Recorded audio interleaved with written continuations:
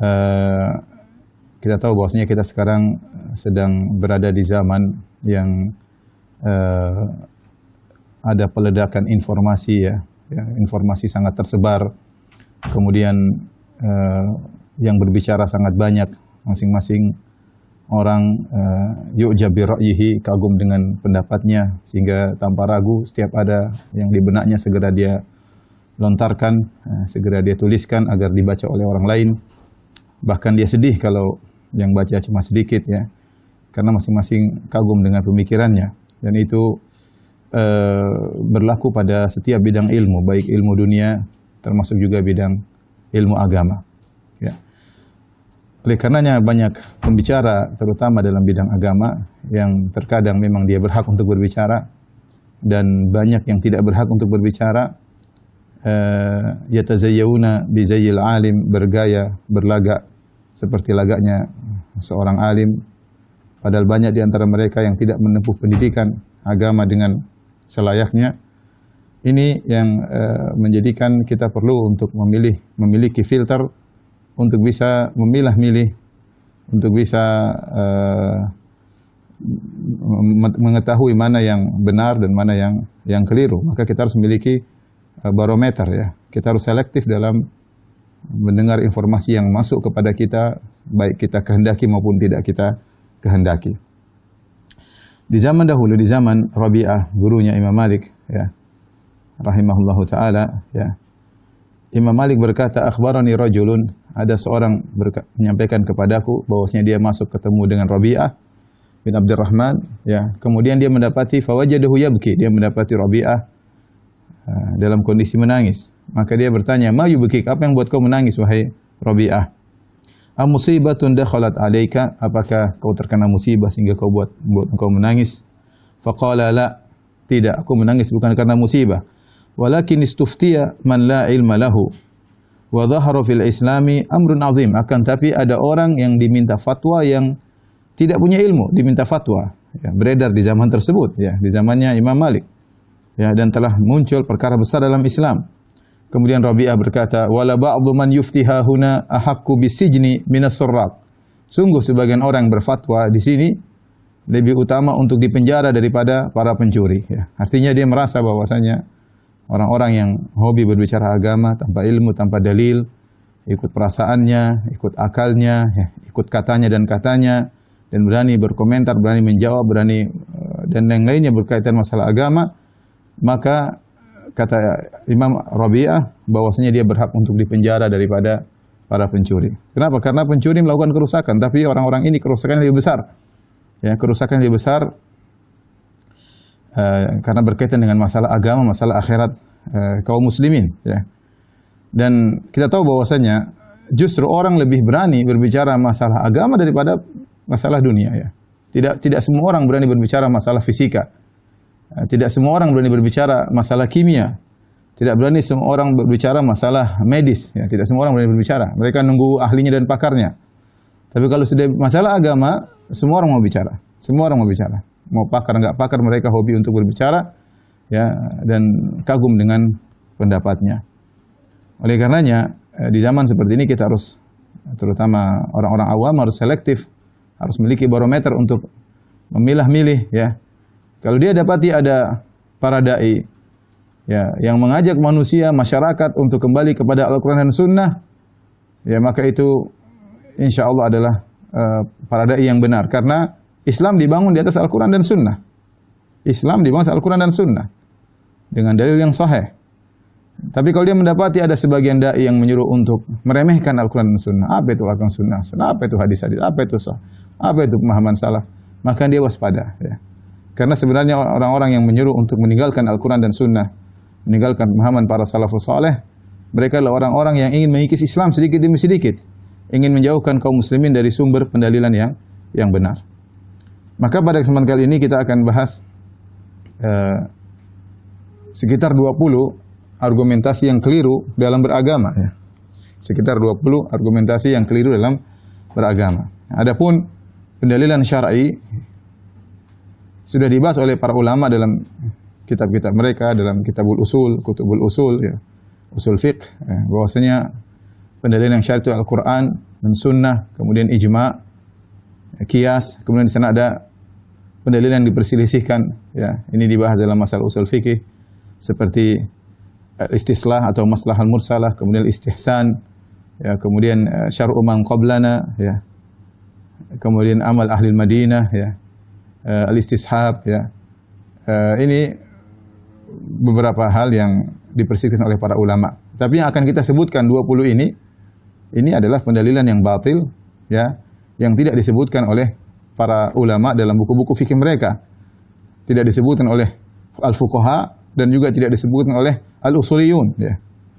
Hanya tersebutkan dalam sebagian buku-buku sufiyah misalnya, ya, atau buku-buku yang lain yang bukan merupakan buku pendalilan secara syar'i.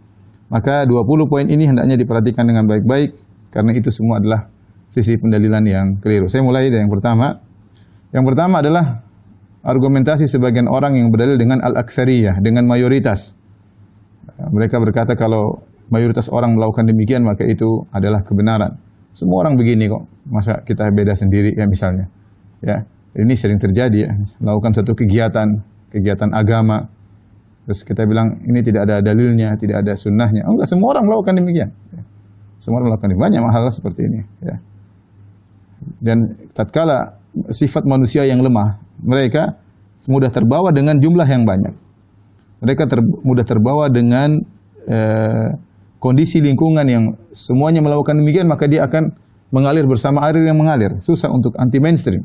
Dan ini kenyataan yang dimiliki oleh manusia, sehingga mereka mudah untuk berdalil dengan perbuatan banyak orang. Padahal Allah Subhanahu wa taala berfirman, wa in tuti' aktsara man fil ardi yudhilluka an sabilillah iyattabi'una illa dhann. Kata Allah, iyattabi'una illa dhanna. Kata Allah Subhanahu wa taala, jika kau mengikuti mayoritas orang-orang di atas muka bumi, maka mereka akan menyesatkan engkau dari jalan Allah. Yang mereka ikuti hanyalah persangkaan. Ini kenyataannya sekarang kalau kita bicara antara muslim dan non-muslim, jumlah non-muslim lebih banyak sekarang, ya. Kenyataannya. Makanya kata iblis, wala tajidu aktsarahum syakirin. Kau akan dapati, ya Allah, kata iblis, kebanyakan mereka tidak bersyukur. Ya, kebanyakan mereka tidak bersyukur. Oleh karenanya, bahkan dalam banyak ayat Al-Quran, Allah mencela pendapat mayoritas. Ya.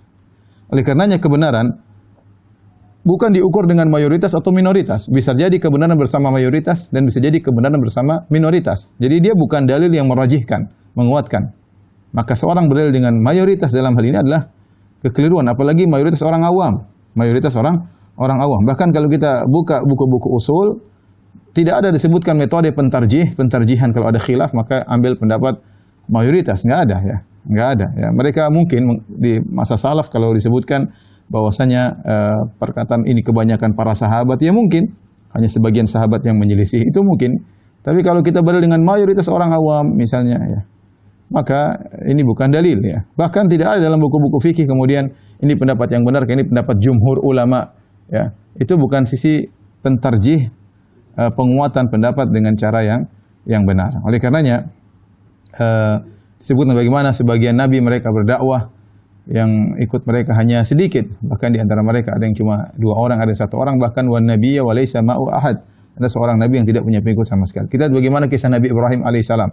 Ketika berdakwah dia sendirian, semua satu negeri, satu negara, semua musuhinya. Kemudian bahkan sang raja kemudian ingin bakarnya, bahkan ayahnya pun musuhinya. Kita lihat Ashabul Kahfi. Ya, Ashabul Kahfi yang jumlahnya masih innahum fityatun amanu bi rabbihim. Mereka cuma sekitar 7 orang, sementara satu negeri semuanya di atas kebatilan. Oleh karenanya tidak boleh seorang berdalil dengan al-aktsariyah, kebanyakan orang. Kalau kita lihat kebanyakan orang tidak pakai jilbab, kebanyakan orang buka aurat, semua mau jadikan dalil nggak bisa, ya. Kebanyakan orang dengar musik, ya. Kebanyakan orang maksiat banyak, ya. Maksiat banyak dilakukan oleh banyak orang, ya. Oleh karenanya di antara pendalil yang keliru adalah berdalil dengan banyak orang, ya. Makanya kalau kita ingin merajihkan bukan dengan banyak orang, tapi lihat dalil, ada dalilnya atau tidak. Ini yang pertama. Yang kedua adalah berdalil dengan mimpi, ya, berdalil dengan mimpi, ya, atau menafsirkan dengan mimpi, atau bermimpi ketemu Nabi Shallallahu Alaihi Wasallam, Ya, ini semua bukan metode pendalilan. Dalam buku usul fikih manapun tidak ada bahwasanya kita mau membangun suatu pendalilan dengan mimpi, enggak ada. Ya. Ya, mimpi itu hanya sekedar istiqnas, penguat. Kalau sudah ada pembahasan, sudah ada dalilnya, kemudian sekedar menguatkan dengan mimpi itu boleh, tapi menjadikan mimpi sebagai dalil untuk pembenaran atau kemudian untuk menimbulkan suatu ibadah yang baru, maka ini tidak ada disebutkan dalam buku-buku fikih sama sekali. Hal ini kenapa? Karena mimpi itu ada sebagaimana disebutkan ada 3 macam. Ar-ru'ya salas. Mimpi itu ada 3. Namanya hadithun nafs, ada namanya takhwifus syaitan, dan ada busyra minallah. Mimpi ada 3. Bisa jadi pembicaraan hadithun nafs, yaitu orang ketika belum tidur ngobrol, kemudian obrolannya dibawa dalam mimpi, dan itu sering terjadi. Ya, dia bicara tentang suatu bisnis atau apa, atau dia mungkin diskusi dengan kawannya tentang masalah agama, kemudian terbawa dalam mimpi. Itu namanya hadithun nafs. Ya, pembicaraan jiwa yang dibicarakan tatkala masih sadar, kemudian terbawa dalam mimpi. Yang kedua, dan ini bukan dalil sama sekali. Yang kedua, misalnya takhwifus syaitan. Syaitan menggoda. Syaitan menggoda manusia lewat di alam nyata maupun dalam alam mimpi, menakut-nakuti, membuat sedih dan yang lainnya. Ya, syaitan bisa menggoda. Atau yang ketiga, busyra minallah. Ya, adalah kabar gembira dari Allah Subhanahu wa taala. Kalaupun kita bisa pastikan mimpi yang kita mimpi ini berkaitan dengan masalah fikih yang sedang kita bahas, misalnya ini kabar gembira dari Allah Subhanahu wa taala, maka itu juga butuh penafsiran. Karena kebanyakan mimpi datang bukan dalam plek begitu, tapi butuh penafsiran sebagaimana dalam hadis-hadis. Sebagaimana kisah Nabi Yusuf alaihissalam ketika menafsirkan mimpi sang raja. Jadi bukan plek sesuatu yang datang, tapi perlu ditafsirkan. Seperti sab'a baqaratin simanin ya'kuluhunna sab'un ijaf. Ada 7 sapi gemuk dimakan oleh 7 sapi kurus. Ini kan butuh mimpi. Seperti Nabi SAW bermimpi melihat Umar bin Khattab, kemudian izarnya sampai di bawah mata kaki. Ya, ini perlu tafsir. Ya, yang menunjukkan bahwasanya imannya kuat misalnya. Ya, dan dalam hadis-hadis demikian, bukan mimpi pelak. Sebagaimana yang dilihat dalam mimpi itu yang terjadi, bukan demikian. Kebanyakan mimpi hanyalah isyarat-isyarat yang perlu ditafsirkan. Ini semakin melemahkan mimpi dijadikan dalil. Kemudian tafsiran tersebut terkadang benar, terkadang salah. Oleh karena dalam hadis yang diriwayatkan Imam Al-Bukhari, ada seorang datang kepada Rasulullah sallallahu alaihi wasallam, kemudian dia berkata, ya, inni ra'aitu lailata fil manam. Ya, dia mengatakan, ya Rasulullah, saya bermimpi tadi malam, mimpiku begini. Ya, maka kemudian Abu Bakar berkata, ya Rasulullah, wallahi la tada'anni fa'aburaha. Ya Rasulullah, biarkan aku tafsirkan mimpinya. Jadi kata Abu Bakar, dia ingin menafsirkan mimpi orang tersebut. Kemudian Abu Bakar pun menafsirkan mimpi tersebut. Ya, maka apa kata Abu Bakar setelah itu? Ya Rasulullah, asabtu am akhta'tu. Saya menafsirkan mimpi orang tersebut, ya Rasulullah, saya benar atau salah? Kata Nabi SAW, asabta ba'dan wa akhta'ta ba'dan. Kau benar sebagian dan kau salah sebagian. Bayangkan, ini yang menafsirkan Abu Bakar radhiyallahu taala anhu saja bisa benar sebagian, bisa salah sebagian, apalagi selain Abu Bakar radhiyallahu taala anhu. Ini semua dalil bahwasanya mimpi bukan dalil. Dia hanya berkaitan dengan sesuatu yang sudah berlaku atau istiqnas sebagai penguat, bukan sebagai dalil tersendiri, ya. Oleh karenanya, saya sering sampaikan bagaimana Imam Nawawi rahimahullah berkata, jika seorang bermimpi ketemu Nabi SAW, kemudian Nabi berkata, besok adalah puasa Ramadan atau besok Idul Fitri, maka Imam Nawawi berkata, yang dijadikan dalil bukanlah perkataan Nabi dalam mimpi, tapi yang dijadikan dalil adalah perkataan Nabi di alam nyata, yang Nabi pernah berkata kepada para sahabat, sumu li ru'yatihi wa aftiru li ru'yatihi. Berpuasalah karena melihat hilal, dan lebaranlah karena melihat hilal. Itu yang lebih kuat. Seandainya benar-benar dia ketemu Nabi dalam mimpi. Ya, seandainya benar-benar, itu pun belum tentu Nabi yang dia lihat. Ya, karena banyak orang bisa mengaku sebagai Nabi. Kalaupun benar-benar dia ketemu Nabi dalam mimpi, maka di depan kita ada 2. Sabda Nabi dalam mimpi atau sabda Nabi di alam nyata. Ya. Tentu kalau kita merajihkan, lebih kuat sabda Nabi di alam nyata. Nabi yang berkata, sumu li ru'yatihi wa aftiru li ru'yatihi. Berbukalah karena melihat hilal dan berpuasalah karena melihat hilal. Oleh karenanya, terapkanlah perkataan Nabi yang di alam nyata, yang Nabi pernah berucap hal tersebut kepada para sahabat, maka lihat hilal. Jangan berpegang dengan mimpi. Sama seperti seorang misalnya bermimpi Nabi menyuruh ceraikan istrimu, lihat dulu, maka dilihat hukum apa yang diwasiatkan oleh Nabi berhadapan dengan istri seperti ini misalnya. Apakah dia mengikuti mimpi tersebut, maka dia mimpi bukan dalil secara tersendiri, ya. Oleh karenanya, tidak boleh kita berdalil dengan mimpi. Apalagi mimpi tersebut menimbulkan ibadah-ibadah baru. Seperti sebagian orang mengatakan, aku mendapatkan zikir ini, kenapa Nabi yang kasih? Dapat ijazah dari Nabi dalam mimpi. Ya, enggak benar seperti ini. Ya. Karena Allah Subhanahu wa taala telah berfirman, "Al-yauma akmaltu lakum dinakum wa atmamtu 'alaikum ni'mati wa raditu lakumul Islam madinah." Hari ini aku telah sempurnakan agama kalian untuk kalian. Jadi agama sudah sempurna ketika Nabi sallallahu alaihi wasallam meninggal dunia. Nah, kalau ternyata agama masih ada ajaran-ajaran baru yang Nabi bisa transfer lewat mimpi, ya, berarti agama belum sempurna.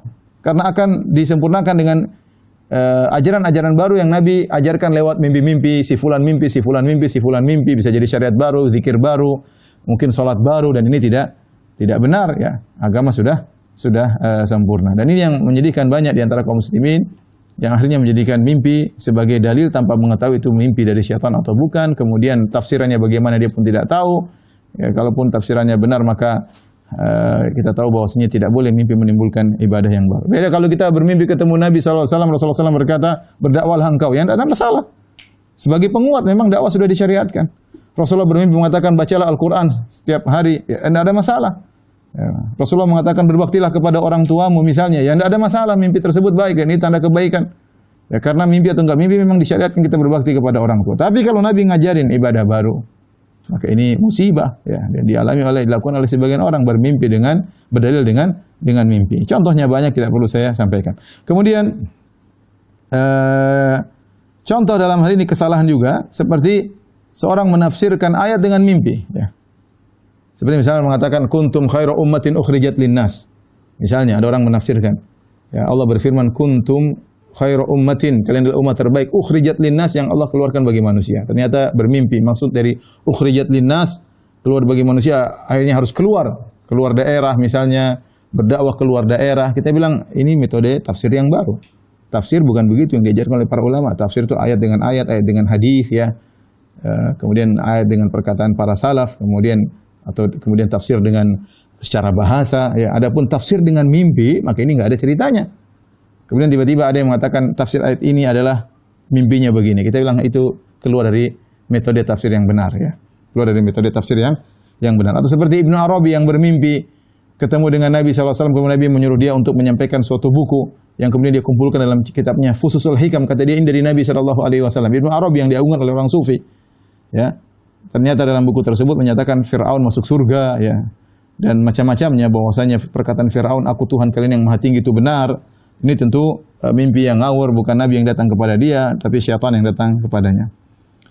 Kemudian yang ketiga, di antara argumentasi yang keliru adalah argumentasi berdalil dengan nenek moyang, ya, dan ini dilakukan oleh orang-orang musyrikin dahulu, baik Nabi Ibrahim alaihissalam atau sebelumnya, misalnya Nabi Hud, Nabi Saleh, ya.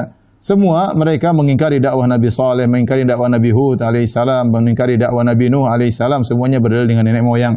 Kemudian Nabi Ibrahim alaihissalam sampai Nabi Muhammad sallallahu alaihi wasallam, semuanya berdalil dengan nenek moyang. Allah berfirman, "Wa kadzalika ma arsalna min qablika fi qaryatin min nadhirin illa qala mutrafuha inna wajadna aba'ana ala ummah wa inna ala atharihim muqtadun." Kata Allah, "Wa kadzalika," demikianlah, "ma arsalna min qablika fi qaryah," tidaklah kami mengutus sebelum engkau di suatu negeri, kami utus seorang pemberi peringatan, itu Rasul, kecuali orang-orang yang sombong di antara mereka, orang kaya di antara mereka berkata, "Inna wajadna aba'ana ala ummah," kami telah mendapati nenek moyang kami di atas ajaran ini, "wa inna ala athari muqtadun," kami hanya tinggal ngekor kepada nenek moyang kami.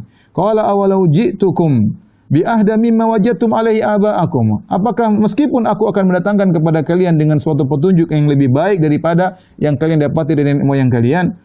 Qalu inna bima ursiltum bihi kafirun, kata mereka dengan keangkuhan, kami kafir dengan apa yang kalian bawa, hai para rasul. Kata Allah, fantaqamna minhum, maka kami pun membalas mereka, ya. Jadi berdalil dengan nenek moyang ini adalah dalil yang salah dengan tradisi, ya. Karena kita katakan nenek moyang kita tidak maksum. Kalau nenek moyang kita ada dalil bahwa nenek moyang kita maksum, maka kita ambil. Tapi siapa yang mengatakan nenek moyang kita maksum? Ya. Kemudian kita tahu nenek moyang banyak, ya. Nenek moyang siapa yang mau kita ikuti? Nenek moyang kami atau nenek moyang kita atau nenek moyang mereka atau nenek moyang engkau? Apalagi kita sukunya bermacam-macam. Kita Islam bukan cuma di Indonesia saja, bukan cuma Nusantara. Nusantara pun sukunya banyak. Belum kalau kita bicara tentang Islam dunia, masing-masing punya nenek moyang. Nenek moyang siapa yang mau dijadikan dalil? Nenek moyangku atau nenek moyangmu atau nenek moyang mereka? Ya.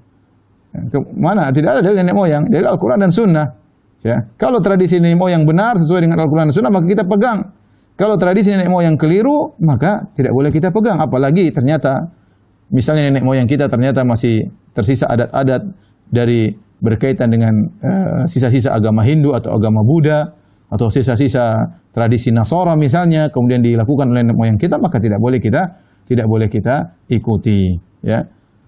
Oleh karenanya, salah satu kesalahan adalah berdalil dengan nenek moyang atau tradisi yang dipegang oleh sebagian orang, kemudian diyakini karena itu adalah tradisi nenek moyang. Kita bilang ini adalah pendalilan yang keliru karena tidak ada dalil Al-Quran yang menyatakan nenek moyang Anda benar. Ya. Kemudian nenek moyang juga yang mana? Kita kan nenek moyang banyak.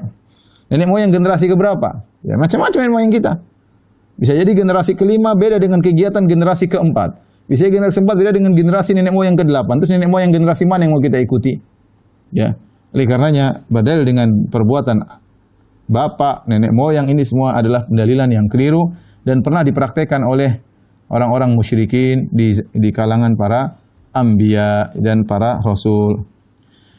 Kemudian yang berikutnya, di antara pendalilan yang keliru adalah berdalil dengan harta yang banyak. Sebagian orang terpukau menjadikan barometer kebenaran dengan kebanyakan harta. Lihat si fulan, hartanya banyak, diberi kemewahan oleh Allah. Dia benar. Ini si fulan satu ya berdakwah tauhid tapi miskin misalnya, ya. Kita bilang harta bukan dalil. Harta bukan dalil, ya.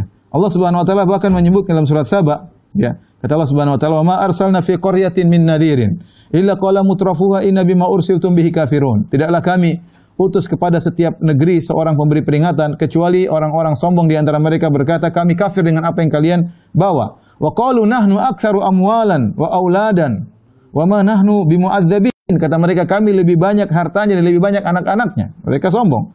Ya. Maka Allah suruh bantah, "Qul inna rabbi yabsutur rizqa liman yasha'u wa yaqdir." Katakanlah bahwasanya Allah Subhanahu wa taala melapangkan harta kepada orang yang Allah kehendaki dan Allah menyempitkan harta kepada orang yang Allah kehendaki, walakinna aktsaran nasi la ya'lamun. Akan tapi kebanyakan orang tidak mengetahui. Wa ma amwalukum wala auladukum billati tuqarribukum indana zulfa. Kata Allah, bukanlah harta kalian, bukanlah anak-anak kalian yang mendekatkan kalian kepada kami sedekat-dekatnya illa man amana wa amila shalihan, kecuali yang beriman dan beramal saleh. Jadi pendalilan dengan harta yang banyak ini sudah ada.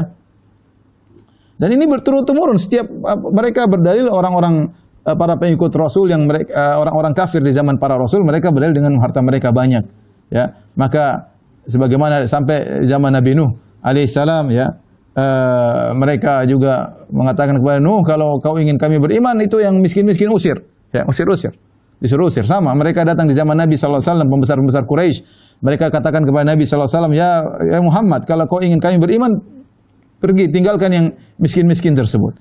Jadi mereka merasa mereka benar karena mereka memiliki harta yang banyak, dan ini tidak benar. Allah berikan harta baik kepada orang beriman maupun kepada orang kafir. Kullan numiddu haula'i wa haula'i min ata'i rabbik wa ma ata'u rabbika mahdzura wa ma kana ata'u rabbika mahdzura.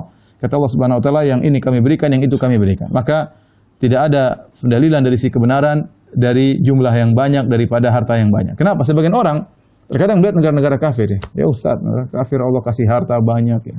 Kita bilang itu bukan ukuran kebenaran. Kalau harta banyak ukuran kebenaran, Fir'aun hartanya banyak, lebih banyak, ya. Qarun hartanya banyak, ya. Hartanya banyak.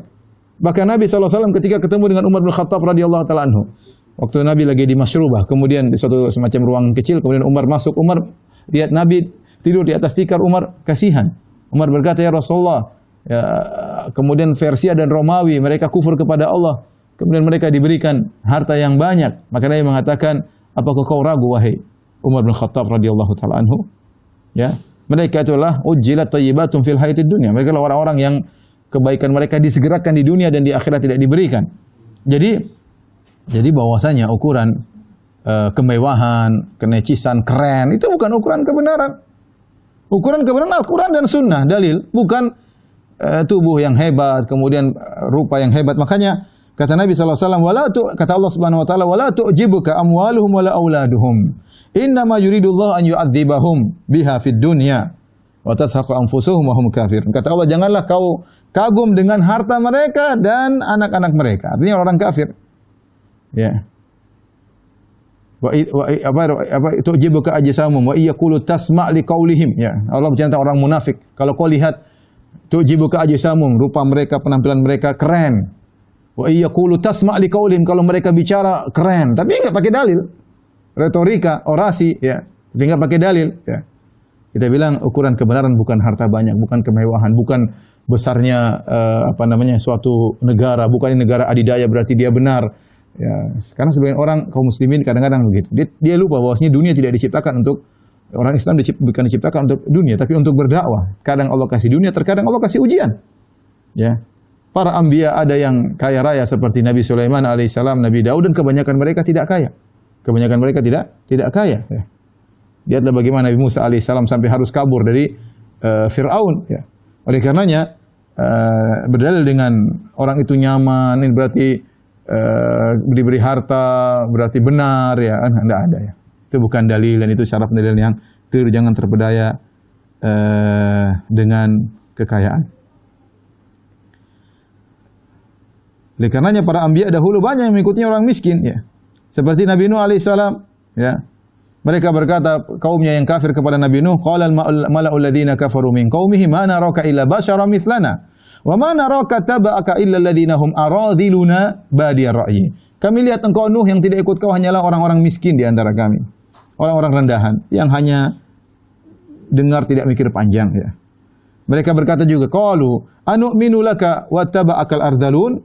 Apakah kami beriman kepada engkau Nuh sementara yang ikut engkau orang-orang miskin? Jadi kekayaan, harta, kemewahan, kemajuan teknologi itu bukan ukuran kebenaran. Taib, di antara argumentasi yang keliru, yang kelima, ini sudah jam berapa? Masih banyak, ya? 20, ya. Ini yang kelima adalah cara berdalil dengan keberhasilan. Misalnya, ya. Misalnya ada seorang berdakwah dengan alat musik. Ternyata orang itu dia main musik, joget-joget sama dia, akhirnya orang tersebut masuk Islam. Saya joget-joget sama dia, kemudian dia masuk Islam. Apakah tatkala orang itu masuk Islam, kita membenarkan cara dakwah dia dengan berjoget-joget, mungkin ikut diskotik, ya? Tidak benar. Itu keberhasilan sesuatu bukan menunjukkan kebenaran cara yang ditempuh. Contoh, betapa banyak orang sembuh ke dukun, mungkin barangnya hilang. Apakah ke dukun benar? Nggak benar. Kufur, ya. Suami saya benci sama saya, datang ke dukun, dipelet sama dukun, akhirnya suaminya cinta sama dia. Apakah gara-gara pergi ke dukun kemudian menimbulkan keharmonisan rumah tangga berarti dukunnya benar? Tidak benar. Tidak semua keberhasilan kemudian membenarkan cara. Ada orang mungkin berobat dengan makanan haram, dengan babi, mungkin dengan khamar, berobat dengan cara-cara haram. Ya, apakah kemudian menjadikan haram tersebut menjadi halal? Jawabannya tidak. Ini terkadang orang terpedaya di sini. Dengan cara begitu banyak orang dapat hidayah, ya. Dan ini dilakukan oleh sebagian orang. Mereka cerita dengan cerita bohong. Cerita sini, cerita sana. Orang tertarik, orang menangis. Dengan cerita-cerita bohong ini akhirnya orang malah terenyuh. Ini enggak benar. Dahulu ada orang-orang berdosa atas nama Nabi SAW. Maka diingatkan, wahai jangan berdosa dengan nama atas nama Nabi SAW. Nabi bersabda, man kadzaba alayya muta'ammidan falyatabawa maq'adahu minan nar. Barang siapa berdusta namaku, siapkan kapalnya di neraka. Kata mereka, kami tidak berdusta atas nama Nabi SAW, tapi kami berdusta demi Nabi SAW. Kami berdusta demi Nabi SAW. Ya. Jadi orang malas ke masjid, mereka bikin hadis-hadis palsu tentang keutamaan ke masjid, misalnya. Ya, niatnya baik, ya, untuk agar orang semangat beribadah. Tapi apakah cara tersebut benar? Jawabannya salah meskipun berhasil. Meskipun berhasil. Ya. Misalnya ada seorang kemudian dia berdakwah di depan orang-orang kafir, kemudian menafsirkan ayat dengan cara pikiran dia, dengan teknologi dia kait-kaitkan dengan teknologi, dia kaitan dengan sains. Ternyata nggak ada hubungan tersebut dengan sains. Kemudian dia paksa-paksakan supaya orang beriman. Meskipun orang itu beriman, kita bilang tidak benar. Itu cara tidak benar. Keberhasilan satu tidak menunjukkan kebenaran wasilah, ya. Dan ini sering. Dulu kan orang masuk Islam begini caranya, Ustaz. Masa dulu salah? Kita bilang itu orang dulu, ya kita bilang urusan mereka dengan Allah. Tapi kalau yang jadi patokan kita, salah benarnya Al-Quran dan Sunnah. Bukan keberhasilan. Ya, bukan keberhasilan. Ya, ini perlu kita perhatikan karena berhasilnya seorang ya, bukan berarti cara dia benar. Enggak ada orang kemudian masuk ke diskotik, kemudian ikut disko, ikut joget-joget, ikut nyanyi-nyanyi, akhirnya sebagian PSK misalnya masuk Islam atau sadar, ya kita bilang nggak benar cara seperti itu. Allah tidak mewajibkan engkau untuk mendakwah dengan cara seperti itu, ya. Itu tidak adalah cara yang keliru. Mungkin seorang berdakwah dengan misalnya pakai alat musik, kemudian bikin konser, akhirnya orang ingat tentang akhirat misalnya, ya. Kita bilang meskipun yang hadir banyak itu bukan cara yang benar. Orang mungkin kemudian berdakwah dengan breaks dance dan kemudian dengan kita bilang keberhasilan meskipun yang ikut kamu banyak, meskipun tadinya mereka penjahat jadi orang baik, itu tidak menunjukkan caramu benar. Allah tidak membanding engkau di luar lebih daripada itu. Ya.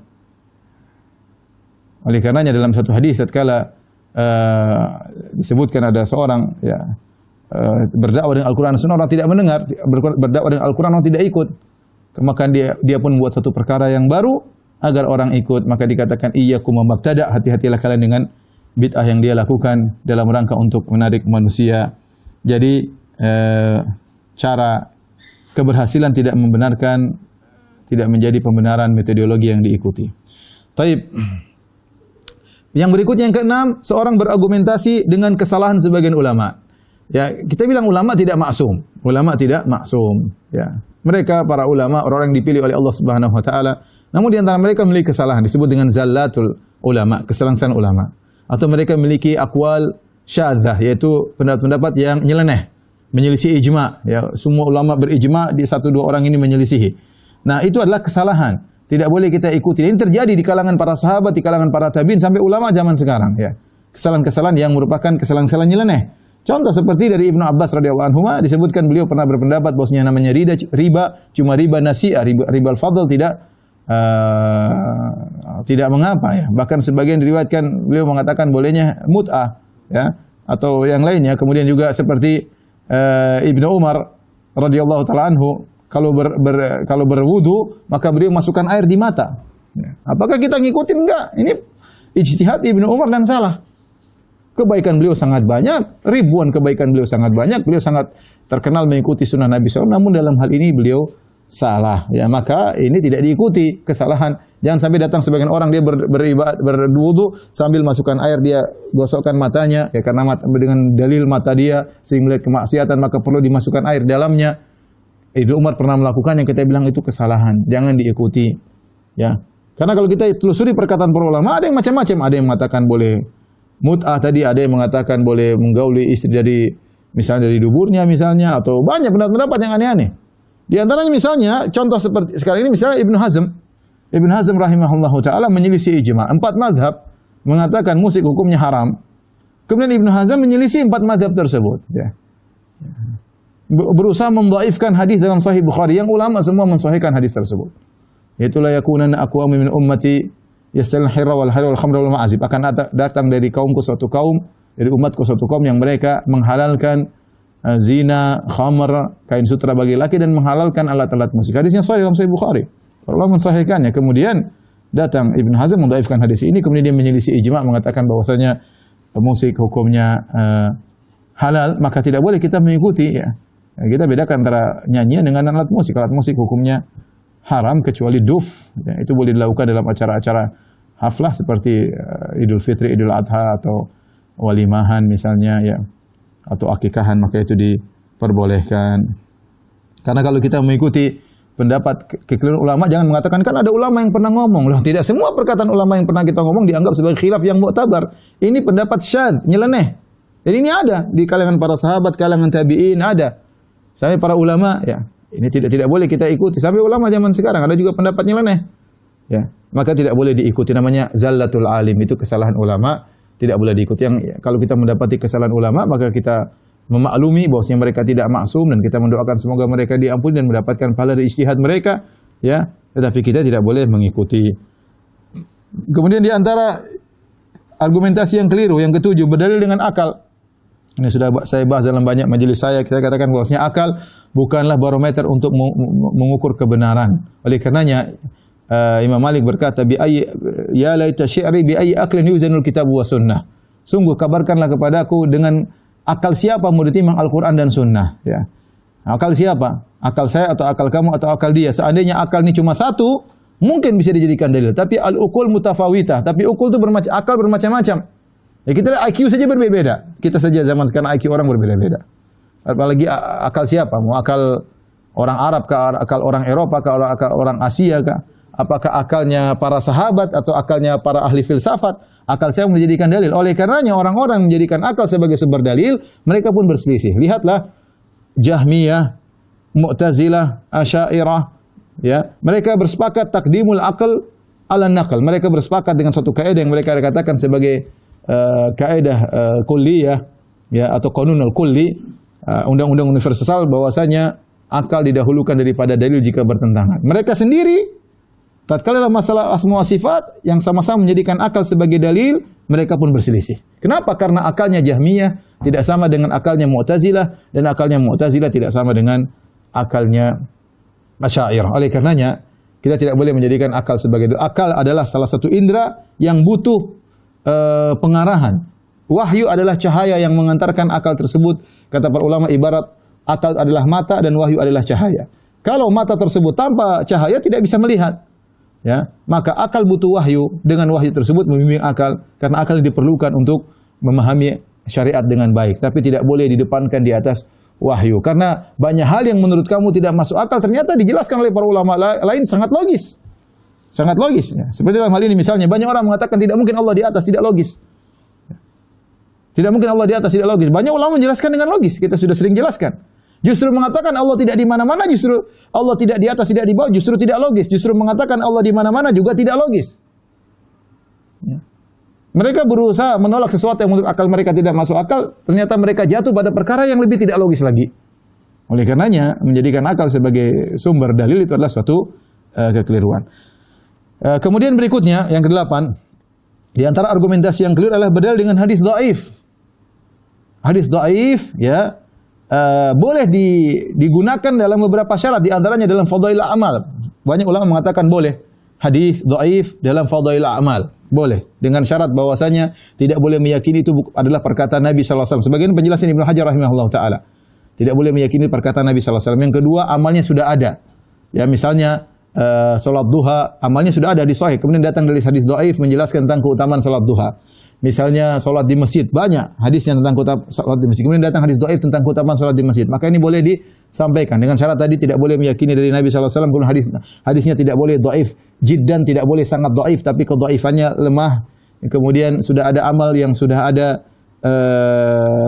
ada tinggal pahalanya saja yang dhaif. Kemudian tidak boleh disebarkan karena orang-orang awam nanti menyangka ini adalah hadis Nabi sallallahu alaihi wasallam tanpa dijelaskan. Jadi kalau para ulama ingin menjelaskan tentang hadis dhaif, mereka mengatakan ruwiya, diriwayatkan.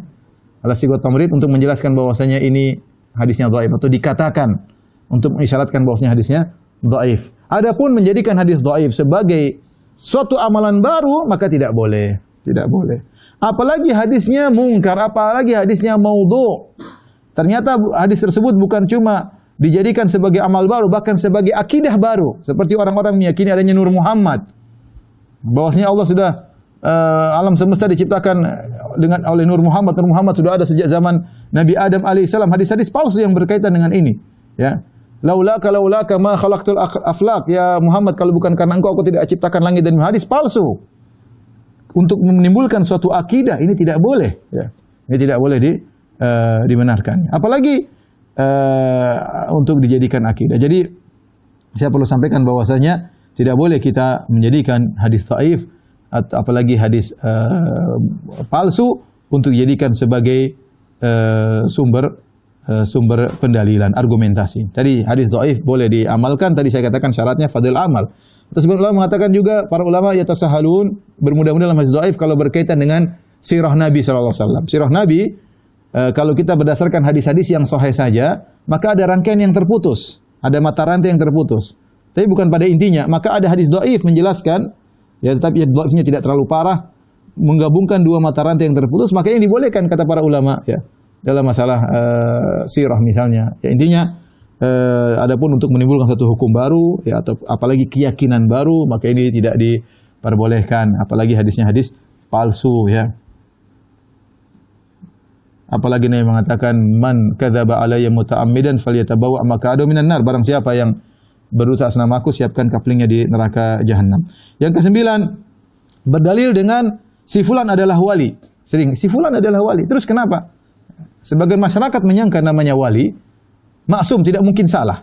Sehingga semua yang dikerjakan oleh wali tersebut benar. Nah, si fulan sudah dianggap wali, dia mau begini, dia mau begitu, dianggap benar. Dan ini adalah kekeliruan. Kita bilang bukan persyaratan wali harus maksum.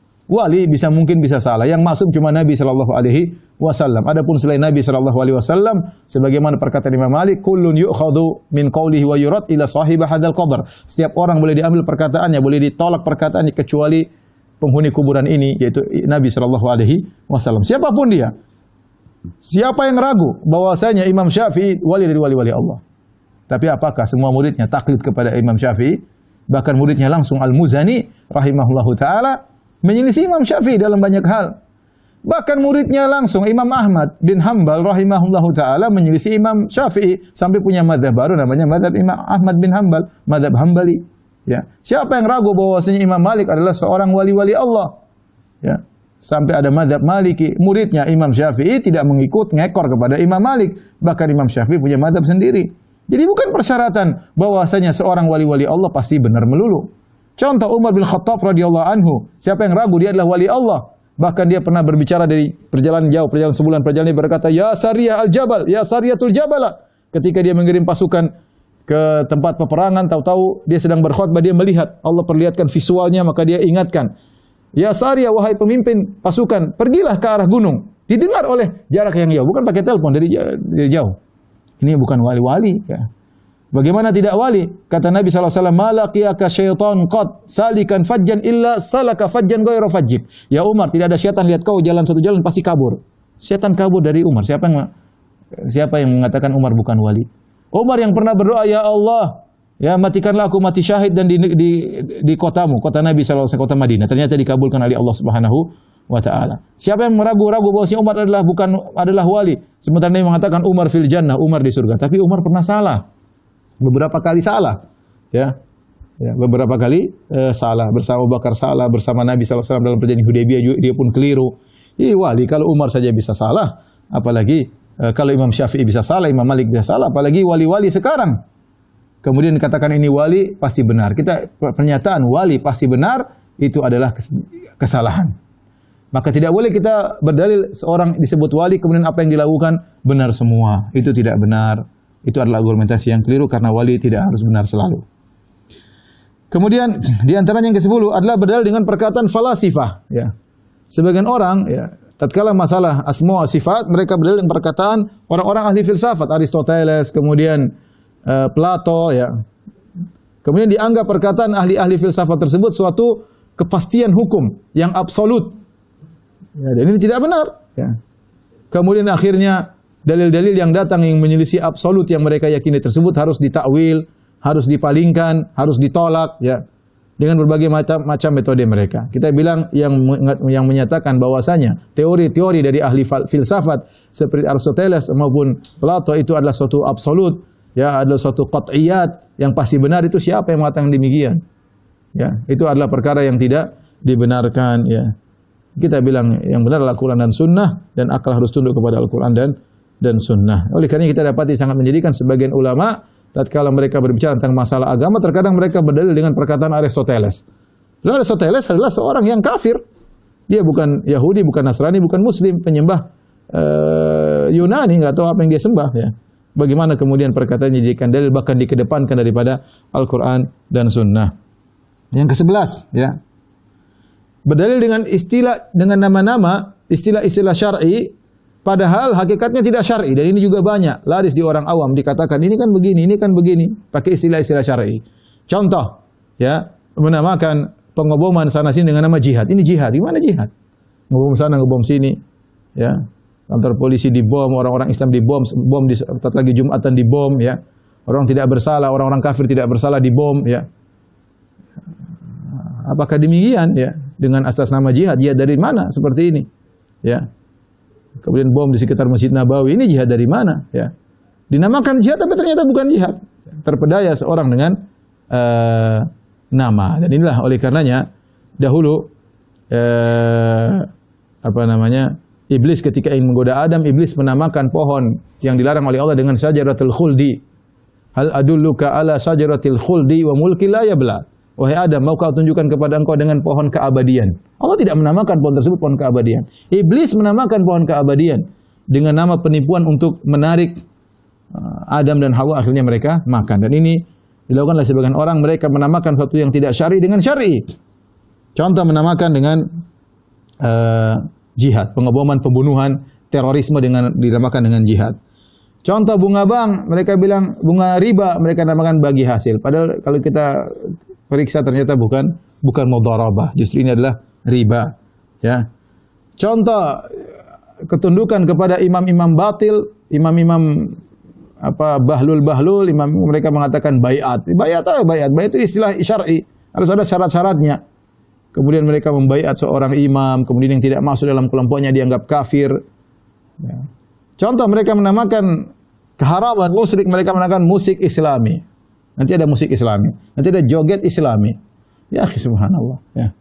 Apa nanti ada semua di label-label dengan nama Islami. Apakah menjadi argumen untuk melegalkan apa yang mereka lakukan? Jawabannya tidak. Maka al-ibrah bil haqa'iq, ya, yang menjadi hakikat adalah hakikat, yang menjadi patokan adalah hakikat, bukan nama, ya, bukan label, bukan nama, tapi yang jadi patokan adalah hakikat sesuatu. Maka jangan terpedaya dengan label-label yang dipasang oleh sebagian orang. Kemudian berikutnya yang ke-12, berdalil dengan kebenaran seorang dengan dia terselamatkan dalam suatu kejadian. Misalnya ada seorang, dia menyeru kepada kemungkaran, atau dia menyeru kepada kebid'ahan, atau dia menyeru kepada keyakinan yang salah. Kemudian terjadi gempa, dia selamat. Terus orang bilang, berarti dia benar selama ini. Kalau dia salah harusnya dia mati juga, dia benar. Kita bilang tidak bisa demikian. Betapa banyak orang kafir yang kemudian terkena musibah, ada yang selamat. Apakah kemudian berarti akidah dia benar? Ya, Nasrani, kemudian atau agama-agama Buddha, Hindu dan yang lain selamat dalam kejadian tersebut, berarti dia benar. Kita bilang dalil jelas Al-Quran dan Sunnah. Allah terkadang menyelamatkan orang kafir, terkadang dalam Al-Quran Allah sebutkan, ya, wa idza raqibu fil fulki da Allah mukhlishin lahuddin falamma najahum, ya. Kalau mereka berlabuh di lautan kemudian mereka ditimpa dengan ombak yang besar, mereka berdoa kepada Allah, selamatkan mereka. Bukan berarti kemudian keyakinan syirik mereka benar. Ya, idza hum yusyrikun, tatkala Allah selamatkan mereka kembali berbuat apa? Kesyirikan. Ya, sebagaimana Allah memberi kesehatan kepada orang-orang kafir, ya. Karena itu berkaitan dengan rububiyah Allah. Allah sebagai Tuhan, Allah memberi makan kepada mereka, beri kehidupan kepada mereka. Namun bukan berarti seorang kafir sehat, kemudian kokoh, jago loncat, mungkin ada gempa dia bisa kabur, kemudian dikatakan dia benar. Ya, jadi maksud saya selamatnya seseorang dari suatu musibah bukan berarti dia benar, ya. Seperti ada kejadian di sebagian lokasi, ya, terjadi kebakaran. Kemudian mengatakan nih gara-gara ada foto Kiai Fulan, maka toko ini tidak terbakar, ya. Ternyata banyak toko-toko lain ada fotonya juga kebakar, ya. Maka jangan jadikan bahwasanya tidak terbakarnya toko ini gara-gara ada foto si Fulan, ya. Akhirnya syirik dengan bertabarruk dengan foto kiai mereka. Jadi karena sebagian orang terpedaya dengan seperti ini, kemudian Islam berarti dia benar. Ya, kita bilang enggak. Allah selamatkan dia. Ada kebenaran mungkin, ada kesalahan, tidak ada yang maksum. Ya, apakah seorang terselamatkan dari musibah kemudian menjadi maksum? Jawabannya tentu tidak. Semua ditimbang Al-Quran dan Sunnah. Kemudian di antara argumentasi yang keliru adalah mencampurkan kebenaran dengan kebatilan agar laris. Ya, ini yang sering dilakukan oleh sebagian orang. Contoh, ya, berdakwah dengan musik, ya. Berdakwah dengan musik, ya. Ya. Tentunya orang jadi senang, ya.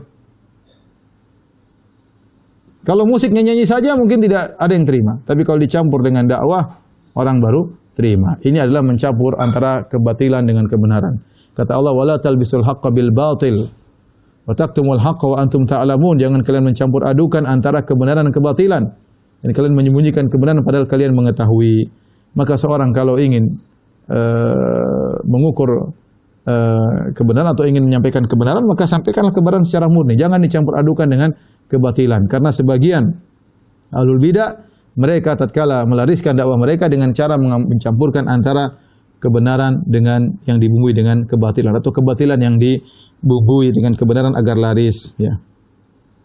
Kemudian di antara sisi pendalilan yang keliru adalah berdalil dengan imam-imam mazhab, seperti mengatakan ini Imam Syafi'i rahimahullah mengatakan demikian. Kita bilang iya, Imam Syafi'i rahimahullah taala seorang alim yang besar tapi dia tidak maksum. Bukan berarti kalau Imam Syafi'i berkata demikian, berarti semuanya salah. Yang menyelisih Imam Syafi'i berarti salah. Tidak. Imam Syafi'i rahimahullah tidak pernah mengajarkan demikian. Tidak ada seorang imam madzhab pun mengajarkan untuk taklid.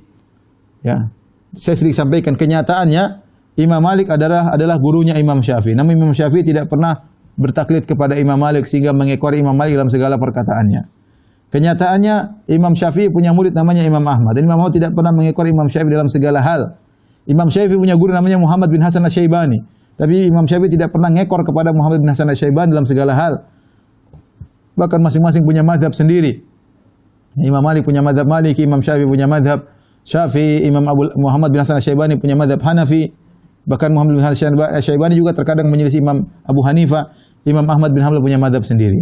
Oleh karenanya kita bilang para ulama, imam mazhab adalah para ulama yang Allah pilih mereka dengan sebab mereka maka tersebarlah ilmu Islam, ya, dengan madrasah yang mereka bina akhirnya Islam sampai kepada kita. Kita sangat berterima kasih kepada mereka. Dengan jasa mereka Islam dijaga, Allah menjaga Islam dengan sebab mereka, tetapi tidak ada yang maksum di antara mereka. Ya, karena kalau kita ngeyel-ngeyelan, ya, debat, ini perkataan Imam Syafi'i, nanti ada yang mazhab Maliki mengatakan ini perkataan Imam Malik. Ya, Imam Syafi'i muridnya Imam Malik. Kan guru lebih pintar daripada murid. Akhirnya jadi debat-debat kusir. Nanti yang mendapat Syafi'i mengatakan betapa banyak murid lebih pandai daripada gurunya. Debat kusir, tidak benar. Kita mengatakan kalau ini perkataan Imam Malik, Imam Syafi'i, berarti pendapat yang agung. Tinggal kita diskusi. Bukan berarti kalau perkataan ini perkataan Imam Madzhab berarti harus benar. Ya. Kita tidak pernah diajar untuk taklid dan mereka para ulama Imam Madzhab juga tidak pernah mengajarkan untuk taklid kepada mereka karena yang wajib ditaklidi cuma Nabi Muhammad sallallahu alaihi wasallam. Kemudian di antara argumentasi yang keliru adalah berdalil dengan sebagian ayat. Kemudian ayat yang lain dipotong dan ini sering dilakukan oleh orang liberal. Para ulama mengibaratkan seperti orang pemabuk yang tidak mau salat kemudian dia berkata, Allah berfirman wailul lil musallin, celaka orang-orang yang salat. Titik. Padahal ayat tersebut masih ada lanjutannya. Alladzina hum an salatihim sahun, yaitu orang-orang yang lalai dari salatnya. Tapi bagian kedua dipotong. Dia cuma baca wailul lil musallin, celaka orang yang salat. Dan ini sering dilakukan oleh orang-orang liberal. Hati-hati. Pendalilan dengan potong-potong ayat ini sering di mereka penuhi buku-buku mereka. Saya kasih contoh sedikit saja. Contoh.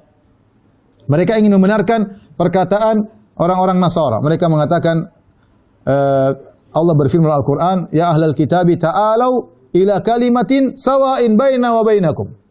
Wahai ahlul kitab, kemarilah menuju satu kata yang sama antara kami dengan kalian. Titik. Kata mereka, sebagaimana dalam buku yang ditulis oleh Nur Khalis Majid dan teman-temannya, itu dalam buku Fikih Lintas Agama, mereka berkata, ini dalil bahwasanya Allah menyuruh kita mencari titik persamaan, jangan cari titik perbedaan. Allah berfirman, ya ahlul kitabi ta'alau ila kalimatin sawa. Wahai ahlul kitab, marilah kita menuju pada perkataan yang sama. Titik. Mereka bilang, jangan cari perbedaan, cari titik persamaan. Allah yang suruh, maka kita liberal. Kita bilang, lanjutkan ayatnya, jangan dipotong. Allah berfirman setelah itu, ila kalimatin sawa'an bainana wa bainakum alla na'budu illallah wa la nusyrika bihi syai'a wa la yattakhidha ba'duna ba'dhan arbaban min dunillah. Apa perkataan sama yang Allah suruh orang Nasrani kepada kita? Baina wa bainakum, yaitu tauhid, alla na'budu illallah, jangan beribadah kecuali hanya kepada Allah. Wala nusyrika bihi syai'a, jangan berbuat syirik kepada Allah. Jangan sebagian yang lain mengangkat sebagian lain sebagai sembahan-sembahan selain Allah. Lihat. Mereka potong sebagian ayat kemudian mereka hantam semua dalil dengan potongan ayat. Sama seperti tadi dalilnya orang mabuk yang tidak mau salat. Kenapa kau tidak salat? Wailul lil musallin, Allah berfirman celaka orang-orang yang salat. Loh. Lanjutannya kan ada. Yang bagaimana yang celaka?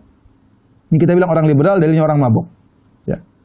Mereka juga berdalil dengan misalnya dalam surat Al-Kahfi. Mereka mengatakan tidak boleh kita maksa orang untuk beragama. Masing-masing semuanya benar. Kata Allah, falyakfur, barang siapa yang berkehendak silakan kafur, barang siapa yang berkehendak falyu'min. Ya. Barang siapa yang berkehendak silakan kafir, barang siapa yang berkehendak silakan beriman. Titik kata mereka, ya. Wa qulil haqqu min rabbikum, faman syaa'a falyu'min wa man syaa'a falyakfur.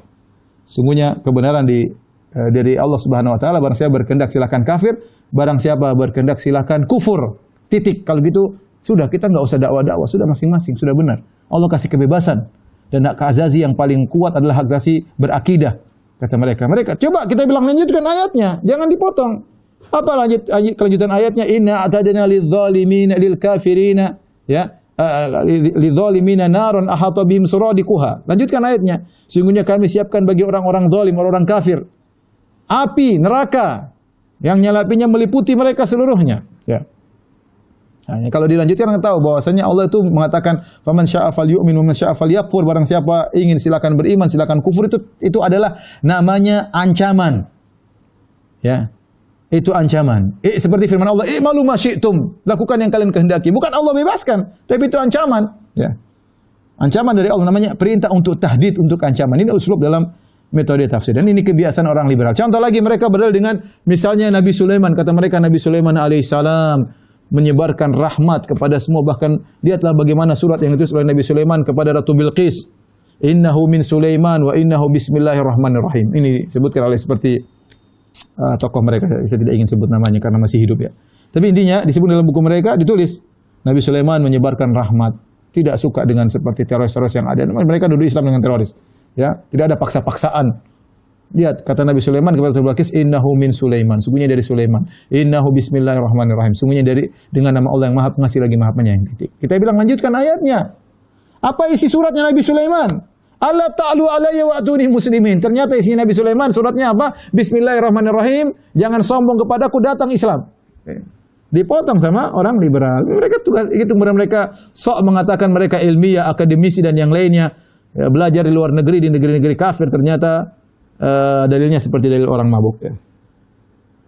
Taib. Kemudian di antara argumentasi yang keliru yang nomor 16 adalah berdalil dengan mutasyabihat untuk menjatuhkan yang muhkam. Contoh, kita tahu dalam Al-Quran ayat muhkam banyak. Ayat muhkam bahwasanya Allah di atas banyak sekali, ya. Ar-Rahman al-Istawa banyak sekali.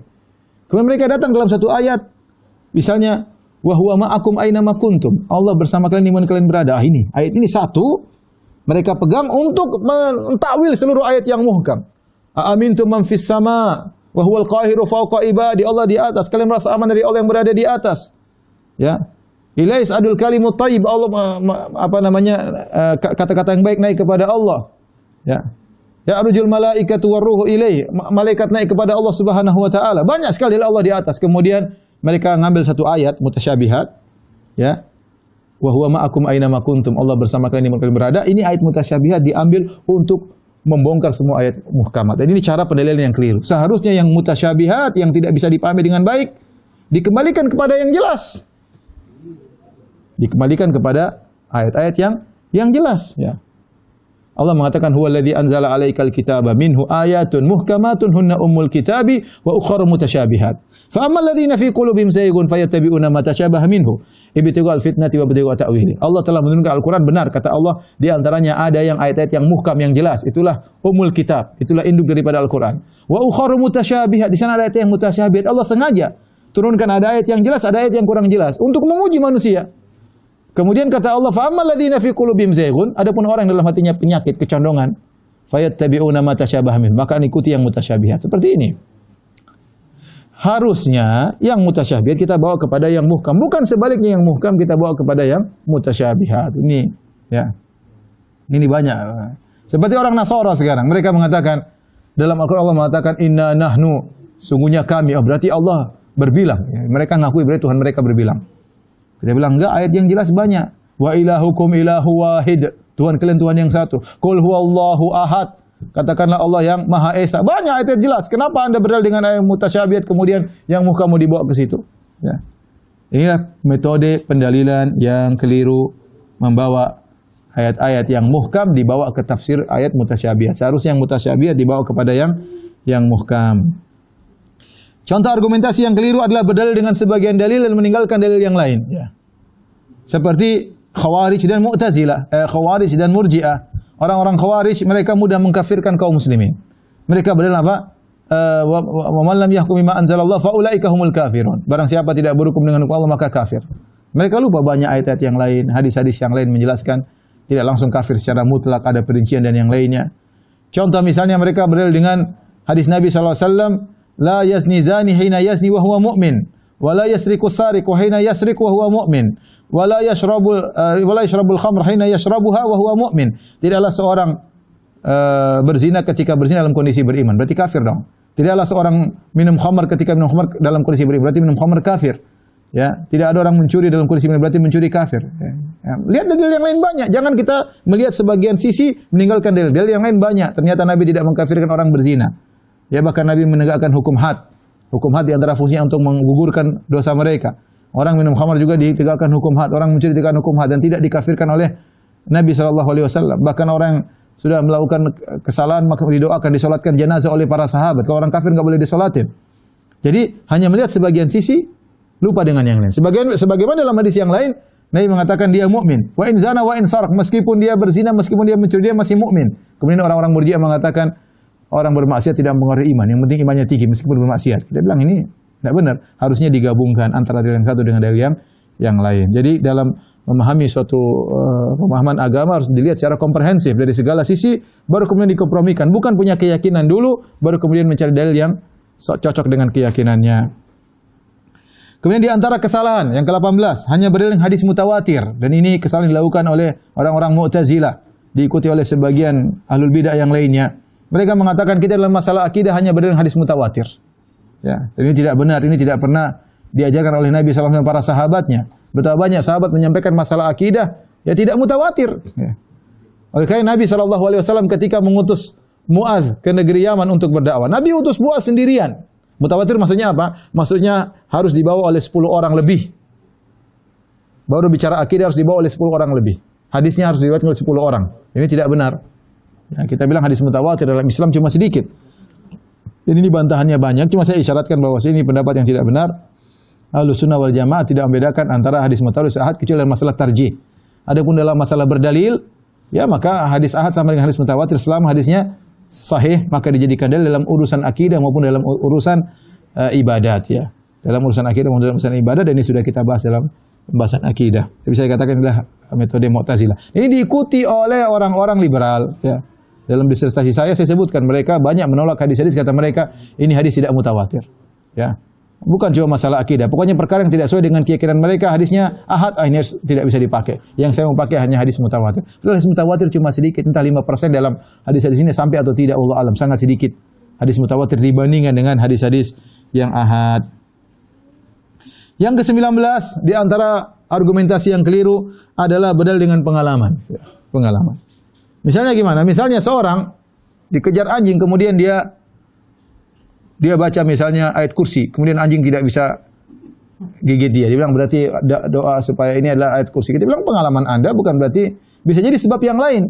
Bisa jadi anjing ketika lihat Anda ternyata waduh, kurang gemuk jadi saya kabur aja misalnya. Banyak hal. Atau misalnya dia ternyata berdoa kepada Allah ayat kursi hanya sekedar untuk mengokohkan imannya. Artinya tidak bisa dijadikan dalil bosnya gara-gara pengalaman saya maka ini berhasil kemudian ini jadi syariat. Nggak bisa. Itu bukan pendalilan ya. Ya, nanti kita bilang dukun juga punya pengalaman, nenek moyang kita juga punya pengalaman. Orang-orang datang kuburan kita pengalaman kalau kita berdoa di kuburan ternyata dikabulkan. Nah, terus gimana? Nanti orang Nasara pergi ke gereja, kita berdoa di gereja pengalaman dikabulkan lah jadi dalil. Ya, pengalaman bukan dalil. Ya. Kadang orang Allah mengabulkan bukan karena amal yang dilakukan, tapi sisi lain ada hatinya mungkin dia benar-benar benar-benar menghadap kepada Allah Subhanahu Wa Taala atau sebagai istidraj, banyak kemungkinan. Oleh karenanya pengalaman bukan dalil. Karena kalau kita berdalil pada pengalaman banyak sekali. Pengalamanku beda dengan pengalamanmu, ya. Maka pengalaman bukanlah dalil untuk melegalkan suatu ibadah atau amalan tertentu. Yang terakhir yang bisa kita kumpulkan pada kesempatan kali ini adalah berdalil dengan di antara kesalahan berdalil ini pendapat orang tua, ya. Ini pendapat senior. Kita bilang bahwasanya tidak ada pentarjihan dengan sisi senioritas. Orang senior kita hormati, ya. Rasulullah SAW bersabda, al-barakah ma'a akabirikum. Keberkahan bersama orang-orang senior di antara kalian. Nah, para ulama menjelaskan senior di sini masalah dua. Senior dari sisi ilmu, meskipun dia umurnya tidak tua tapi dia ilmunya tinggi, maka dianggap dia senior, dianggap kibar dalam masalah ilmu. Atau senior dari sisi umur. Orang yang tua, mereka memiliki keberkahan. Kenapa? Meskipun mungkin ilmunya kurang, ya. Tetapi dia punya banyak pengalaman. Dia lebih hikmah, lebih bijak dan macam-macam seperti itulah. Apalagi kalau dia ulama, ya. Apalagi kalau dia ulama, ya. Tetapi tidak bisa kita mentarjih suatu pendapat dengan mengatakan ini pendapat senior. Tidak ada dalam buku usul fikih manapun, nggak ada. Kita mencari buku usul fikih bahwasanya Ini pendapat lebih kuat. Kenapa? Imam Malik lebih tua daripada Imam Syafi'i. Berarti yang benar Imam Malik. Nggak ada seperti kalau begitu. Imam Syafi'i selalu kalah dong. Apalagi Imam Abu Hanifah dibandingkan dengan Imam Syafi'i. Imam Abu Hanifah wafat 150 Hijriah. Imam Syafi'i baru lahir tahun 150 Hijriah.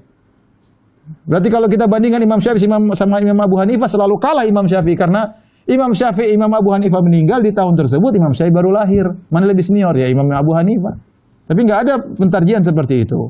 Ya, tapi Nabi ketika mengatakan al-barakatu ma'a akabirikum, artinya keberkahan yaitu lazimi orang tua, ya, kita hormati mereka. Kata Nabi sallallahu alaihi wasallam, laisa minna man lam yuwaqqir kabirana wa la yarham saghiran. Bukan dari golongan kami yang tidak hormat kepada yang tua dan tidak sayang kepada yang muda. Dua-duanya, yang tua sayang kepada yang muda menghormati yang tua. Jangan merendahkan. Kalaupun ada yang senior salah bukan berarti untuk direndahkan. Mereka lebih dahulu berjasa terhadap Islam, mereka lebih banyak salatnya daripada kita, mereka lebih dahulu beribadah kepada kita, mereka lebih dahulu merasakan pahitnya dalam menuntut ilmu dan dalam berdakwah dan yang lainnya, ya.